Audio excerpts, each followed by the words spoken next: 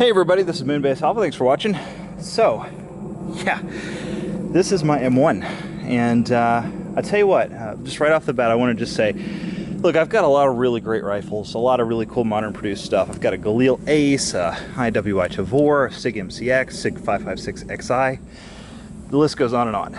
But out of all the guns that I own, this one is to me the coolest because it actually has history. And I am a history buff. One of my degrees in college is history, American history. And because of that, I absolutely adore the M1 Garand. It is a rifle that is, in its time, without peer, in my opinion. A beautiful, beautiful rifle. They don't make them like they used to.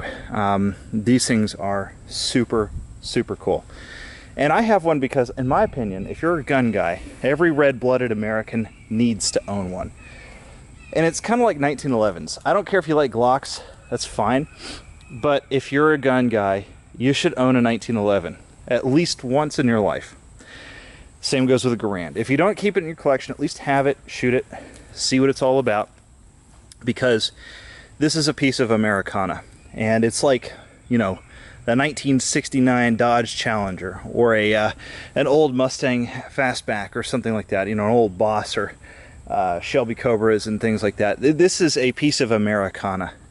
It is as American as apple pie and baseball, and I love it. It's a great rifle from a bygone era. Now, this is not a Garand that was in the family. There are a lot of them that are in families that are floating around. My fiance's grandfather actually served in Korea, so he has one. And I don't know where that rifle's going to go eventually when he passes that down.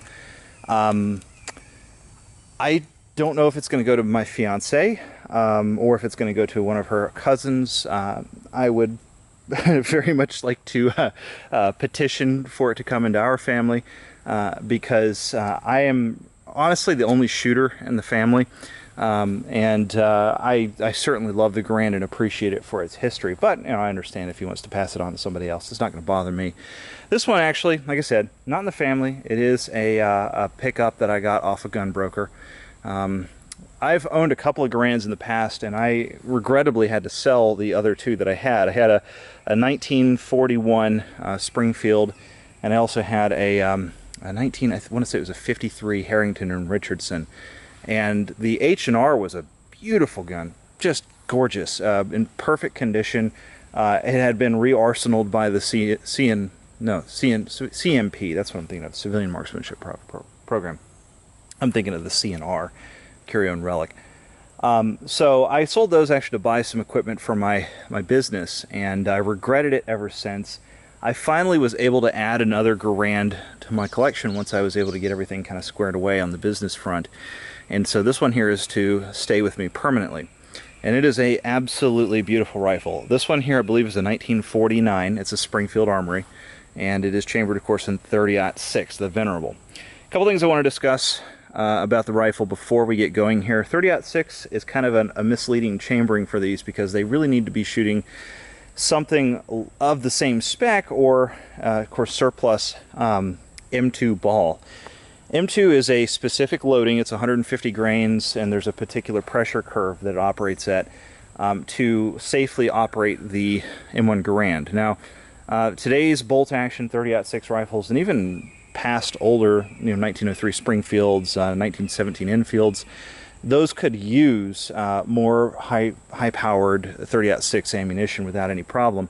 But the M1 Garand has a couple of faults in it. The gas system is not really set up to take a high-powered 30-06 round. It has a particular setup on the op rod that they corrected when they went to the M14, but it can be damaged by commercial spec 30-06. So when you shoot one of these, you want to use either actual surplus M2 ball or what I use, which is Privy Partisan ammunition. Privy actually sells 30-06, and it's relatively affordable, M2 ball spec ammo. This stuff is basically loaded identically to the same pressure curve. It's meant for M1 Garands. And so they actually recognized the issue, and they decided to go ahead and load these for people who have Garands. Do not shoot steel-cased Wolf out of these guns. It will potentially damage your gun, okay? If you have an M1 Garand, it is a piece of history, and like all pieces of history and like all sort of old style, old school guns, they're not making these things anymore. And yes, there are some boutique manufacturers out there making parts for the Garand, and you can buy surplus parts.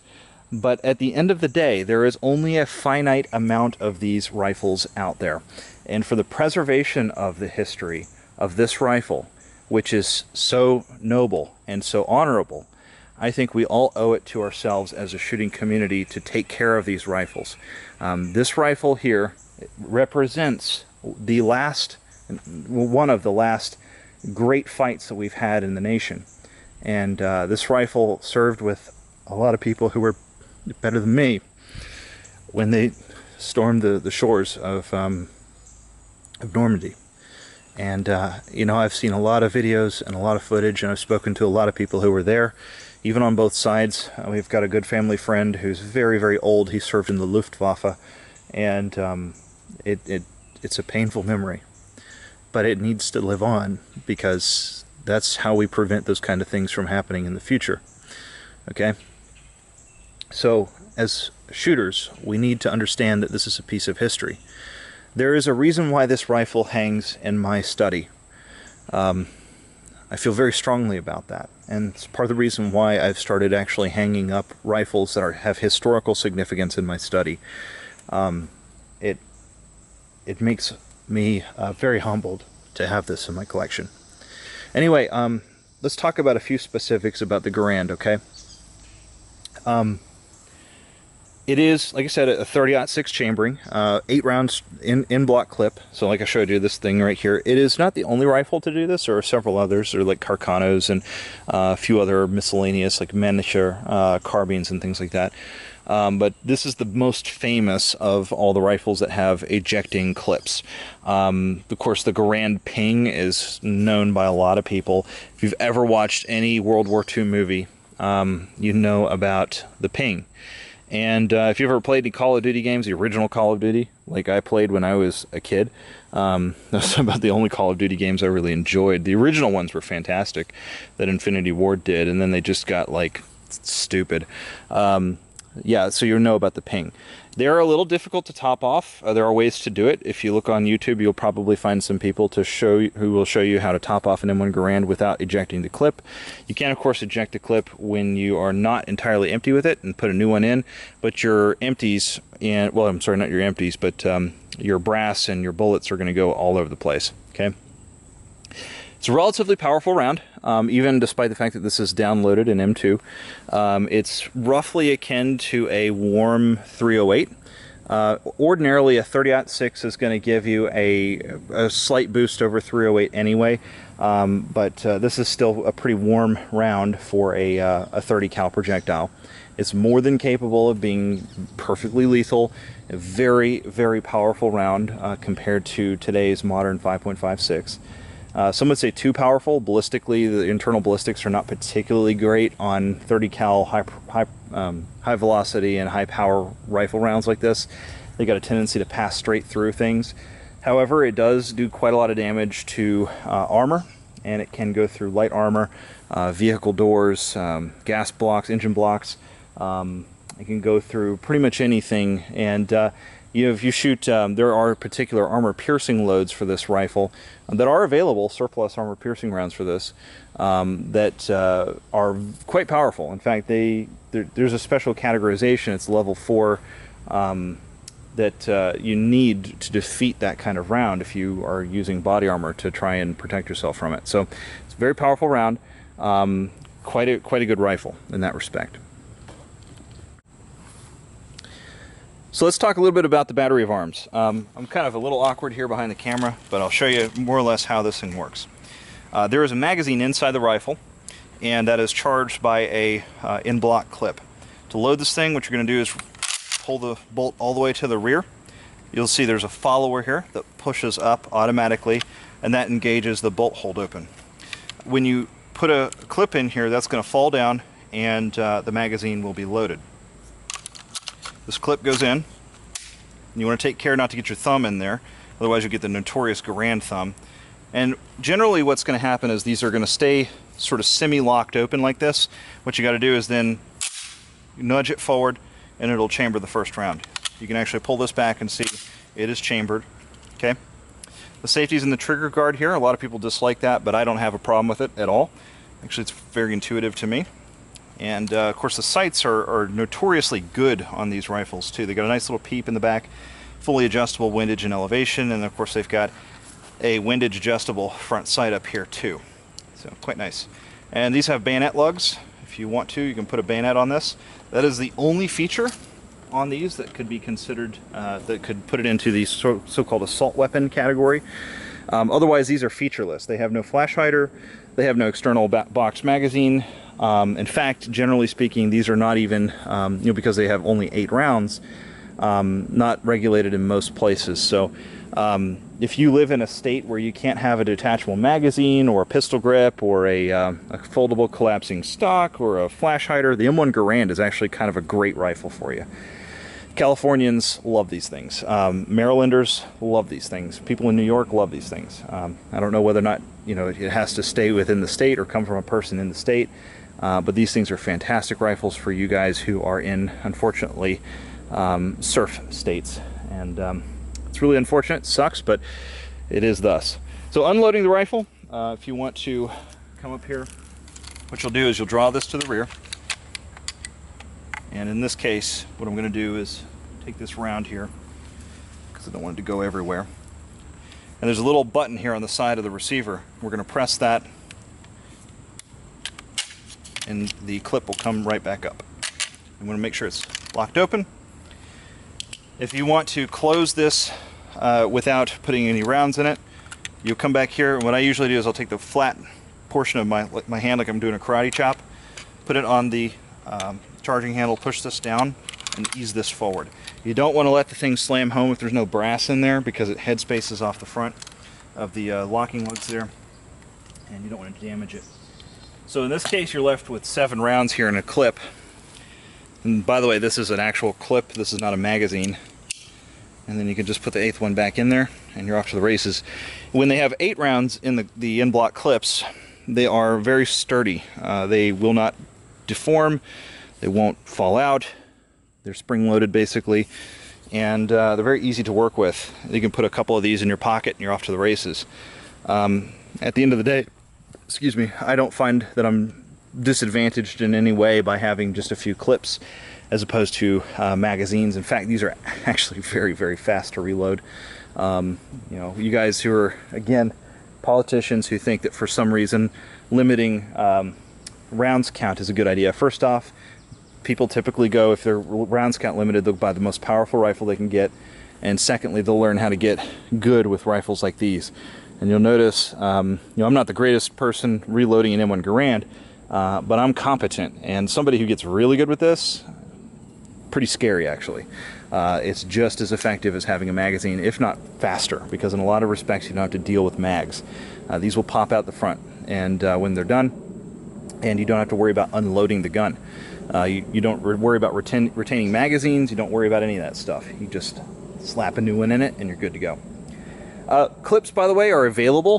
There are a lot of places that will sell you clips, and they're pretty cheap. I think they run about $1.50 a piece to maybe $2 or $3 if you are really getting scalped, but generally speaking, they're pretty affordable. And my experience has been that even the surplus ones, or the ones that are produced commercially, are pretty good. That's not the case with all clips and stripper clips that are out there. A lot of times, like for example, Mosin Nagant and SKS clips are pretty shitty. But even the surplus ones for the M1 Garand are just perfectly fine. Anyway, let's go take a couple shots with this thing. I mean, it is actually a functional rifle. So see if we can put some lead on target. Alrighty folks, we're going to take a few shots with the M1 Garand. I've got a few in-block clips here of Pro V Partisan M2 ball spec ammo here. This is 30-06, of course. And I've got a target set up down there, probably about 50 yards away. Not super far or anything like that. But then again, I'm not trying to shoot for bullseye accuracy or anything like that. I just want to shoot the gun, show you what it looks like when it's actually being fired. Loading procedures on these. You want to get this gun up, pull the stock back, get into the clip guide, and then feed it home. So let's see how she does.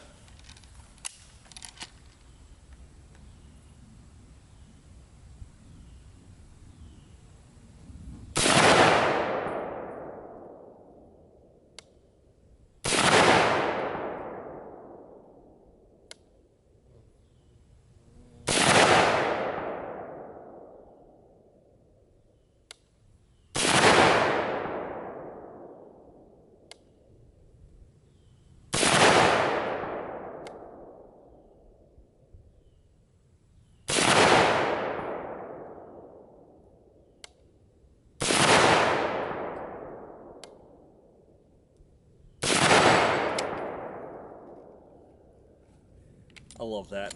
That's so great. This is a piece of American history, guys. What a beautiful rifle. This thing is just amazing. It gives me the feels every time I shoot this thing. It really is awesome. And you saw the clip eject there. Let's put another one in.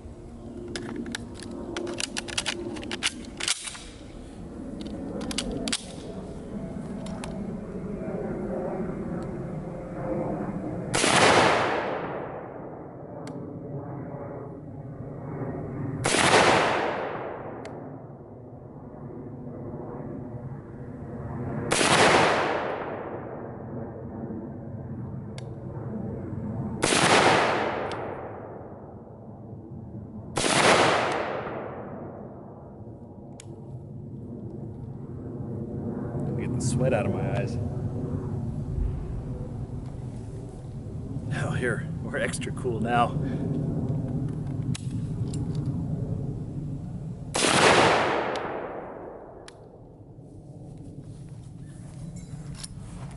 Gotta get my cool guy glasses on. Now I'm extra Costa-like.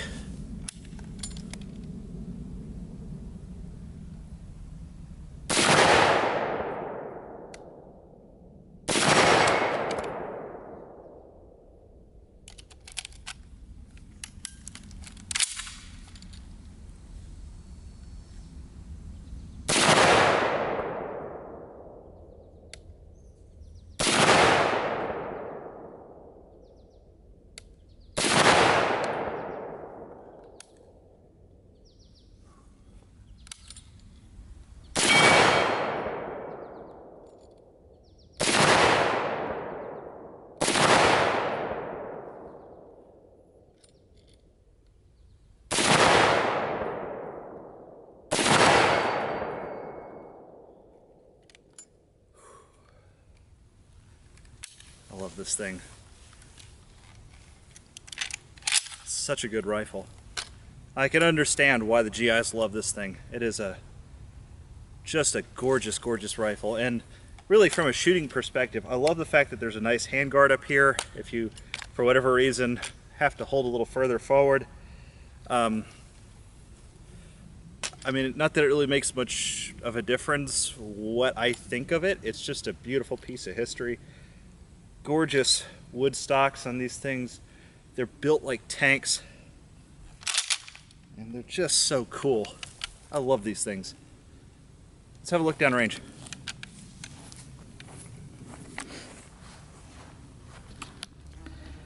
Man, I was smacking this thing hard. And a few of my rounds went a little low. I mean, 30-06 is no joke, guys. Oops. You know, I'm maybe not the greatest shot in the world, but hey, you know what? It is what it is.